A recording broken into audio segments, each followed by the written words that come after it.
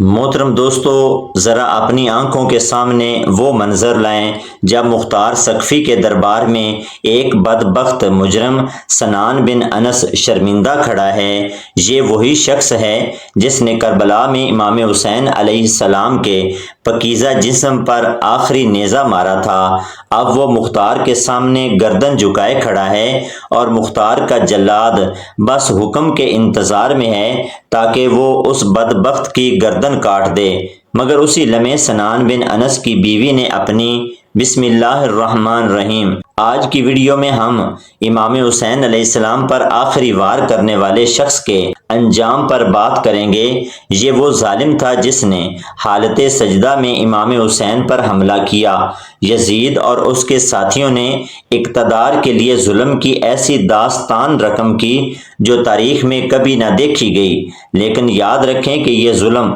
زیادہ دیر تک نہ چل سکا۔ کربلا کے بعد زیادہ وقت نہ گزرا کہ ایک ایک ظالم اپنے انجام کو پہنچ گیا۔ یزید بدبخت کی بات کی جائے جو کہ ان سب کا سرخنا تھا اور جس کے اشارے پر یہ تمام ظلم و ستم ہوئے تھے،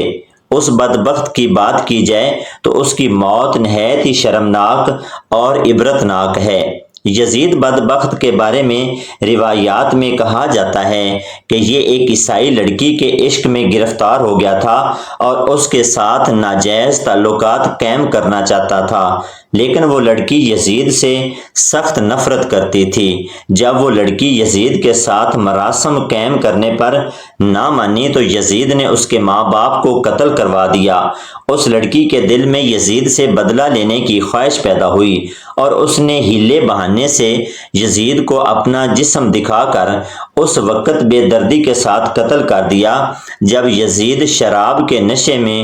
بدمست تھا، اور بعض روایات کے مطابق یزید بدبخت کی موت شکار کھیلتے ہوئے گھوڑے کی رکاب میں پاؤں پھنسنے سے ہوئی۔ جب اس کا پاؤں رکاب میں پھنسا تو اس کا گھوڑا بدک کر بھاگا اور یزید کا سر پتھروں سے ٹکرا کر چکنا چور ہو گیا۔ محترم ساتھیو، قدرت کا نظام ہے کہ ہر ظلم اور ہر زیادتی کا بدلہ اللہ تعالیٰ آخرت میں اور دنیا دونوں میں دیتا ہے، اور یزید بدبخت اور اس کے حواریوں کے ساتھ بھی یہی ہوا۔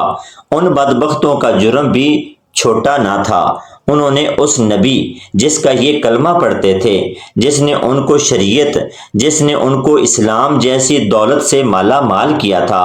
ان بدبختوں نے اسی نبی کا کلمہ پڑھتے ہوئے اس کی آل اولاد کو بے دردی کے ساتھ شہید کیا۔ ایسا کسی نبی کی امت نے اپنے نبی کی اولاد کے ساتھ نہ کیا ہوگا جیسا ظلم ان بدبختوں نے خاندان اہل بیت کے ساتھ کیا۔ کربلا کے تپتے ریگستان میں امام حسین علیہ السلام اپنی مرضی سے تشریف نہ لائے تھے، بلکہ کوفیوں کے خطوط ملنے پر امام حسین علیہ السلام کوفہ کی جانب اپنے بھائی امام مسلم بن عقیل کو بھیجا تھا، جنہوں نے وہاں کے حالات سازگار دیکھتے ہوئے امام حسین کو بھی کوفہ آنے کا خط لکھ دیا تھا۔ لیکن اسی دوران مسلم بن عقیل کو عبید اللہ ابن زیاد بدبخت نے قتل کروا دیا، تو امام حسین علیہ السلام کو جیسے ہی خبر ملی تو آپ اس وقت کربلا کے مقام پر موجود تھے۔ چنانچہ آپ نے اس سے آگے بڑھنے کا ارادہ ظاہر کیا تو یزید بدبخت کا ایک کماندار جس کا نام عمر بن سعد تھا، وہ امام حسین علیہ السلام کے پاس آیا اور ان سے پوچھنے لگا کہ آپ کوفہ کس مقصد کے لیے جا رہے ہیں۔ امام حسین علیہ السلام نے اس کو کوفیوں کے لاتعداد خطوط دکھا کر کہا، میں کوفیوں کے بلانے پر جا رہا ہوں۔ چنانچہ عمر بن سعد نے کہا کہ کوفہ آپ کے ساتھ نہیں، وہ یزید کے حامیوں میں شامل ہو چکے ہیں۔ امام حسین نے فرمایا، پھر مجھے دمشق یزید کے پاس بھیجا جائے، میں اس سے خود بات کرنا چاہتا ہوں۔ عمر بن سعد نے کہا، ایسا ممکن نہیں۔ امام نے فرمایا، پھر مجھے کسی اسلامی سرحد پر جہاد کے لیے بھیج دیا جائے یا مکہ مکرمہ واپس جانے دیا جائے۔ عمر بن سعد جان گیا تھا کہ امام حسین جنگ کے ارادے سے نہیں آئے، چنانچہ اس نے اپنے سپہ سالار عبید اللہ ابن زیاد سے امام حسین علیہ السلام کے کربلا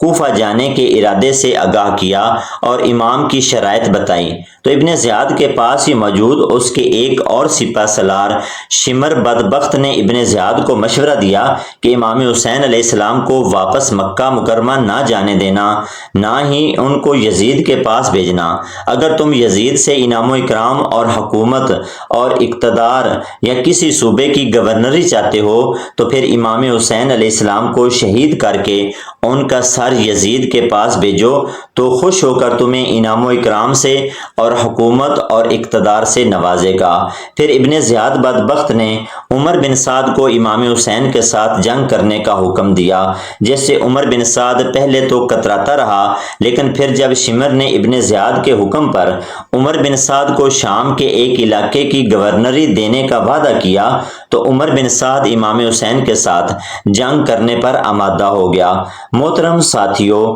ذرا اپنے تصور میں تو لائیں کہ امام حسین علیہ السلام کے تمام خاندان پر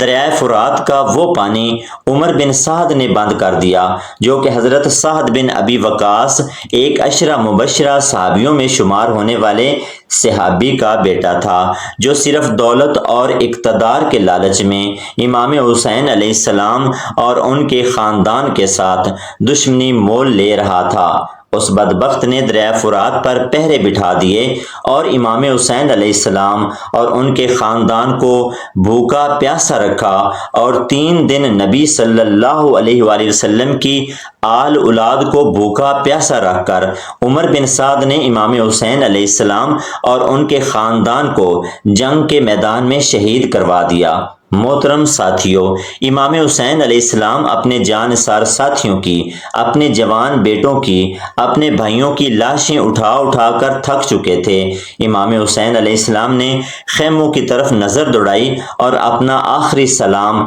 خیموں میں پیش کیا تو امام حسین علیہ السلام کی ننھی بیٹی سکینہ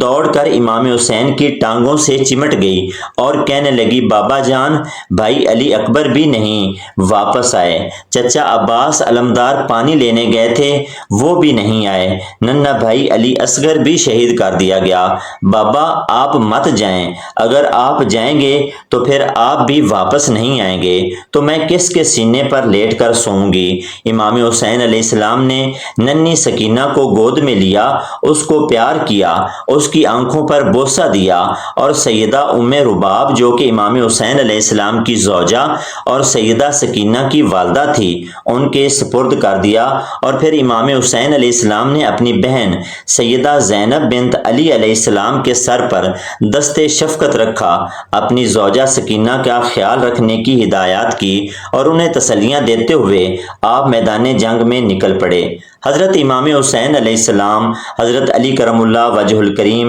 شیر خدا کے صاحبزادے تھے۔ آپ کی رگوں میں حضرت علی کرم اللہ وجہ الکریم شیر خدا کا خون دوڑ رہا تھا۔ رسول اللہ صلی اللہ علیہ وآلہ وسلم کی حکمت و فراست آپ کے خون میں سمائی ہوئی تھی۔ آپ یزیدی لشکریوں کے گروہ میں گھس جاتے اور ان کے گروہوں کو جہنم واصل فرما دیتے۔ یزیدی بدبخت امام حسین علیہ السلام سے پیچھے ہٹنے لگے، علی کے شیر پر ان کا تسلط قائم نہ ہو سکا اور وہ میلوں کے فاصلے پر جا کر امام حسین علیہ السلام پر تیر برسانے لگے۔ امام حسین علیہ السلام تیروں سے زخمی ہو کر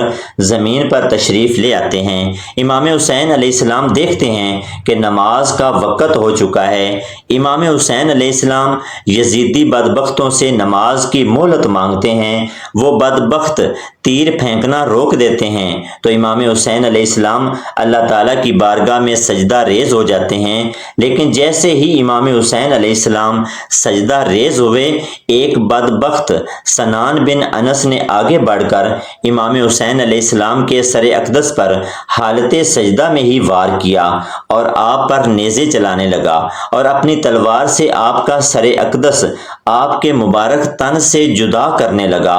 بعض روایات میں بیان کی جاتی ہے کہ سنان بن انس نے امام حسین علیہ السلام کا سر اقدس جدا نہیں کیا تھا، بلکہ اس نے امام حسین علیہ السلام کو ان کی پیشانی پر آخری نیزہ مارا تھا، جس سے امام حسین علیہ السلام شہادت کے رتبے پر فائز ہو گئے تھے۔ لیکن بعض مورخین بیان کرتے ہیں کہ خولی بن یزید اور بعض شمر کا نام لیتے ہیں کہ اس نے امام حسین علیہ السلام کا سر اقدس ان کے تن سے جدا کیا تھا۔ سنان بن انس کے بارے میں امام طبری فرماتے ہیں کہ حجاج ابن یوسف نے ایک بار اپنے دربار میں اعلان کیا اور دریافت کیا کہ سب سے بڑا کارنامہ کس نے سر انجام دیا ہے، تو سنان بن انس بدبخت کھڑا ہوا اور کہنے لگا، سب سے بڑا کارنامہ میں نے سر انجام دیا ہے، میں نے امام حسین کا سر ان کے تن سے جدا کیا ہے۔ حجاج بن یوسف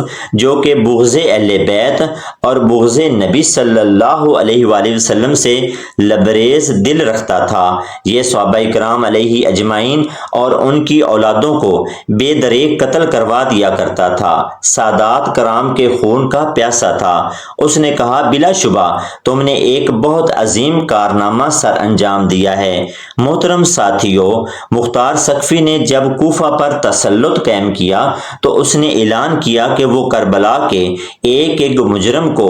واصل جہنم کیے بغیر سکون سے نہیں بیٹھے گا، اور اس نے حکم دیا کہ کربلا کے ایک ایک مجرم کو میرے سامنے پیش کیا جائے۔ چنانچہ جب سنان بن انس مختار سقفی کے سامنے پیش کیا گیا تو مختار نے حکم دیا کہ اس بدبخت کو آرے کے ساتھ 2 حصوں میں تقسیم کر دیا جائے۔ چنانچہ مختار کے حکم کی تعمیل کی گئی اور سنان بن انس کو سر سے لے کر پاؤں تک 2 حصوں میں چیر دیا گیا، اور مختار سقفی نے حکم دیا کہ اس کی لاش کو جلا کر اس کی راکھ اڑا دی جائے۔ محترم ساتھیو، یہ صرف انتقام نہ تھا، یہ عدل تھا، یہ مظلوموں کے لہو کا قرض تھا جو مختار سقفی نے چکایا۔ کربلا میں ظلم ہوا لیکن اللہ کا نظام حرکت میں آیا، اور تاریخ نے یہ دکھایا کہ ظلم اگر بڑھ بھی جائے تو اللہ کا انصاف ہر حال میں غالب آتا ہے۔ اور یاد رکھیں، مختار سقفی نے نہ صرف انتقام لیا بلکہ ایک ایسی تاریخ رقم کی جو رہتی دنیا تک مظلوموں کے لیے امید کا چراغ ہے۔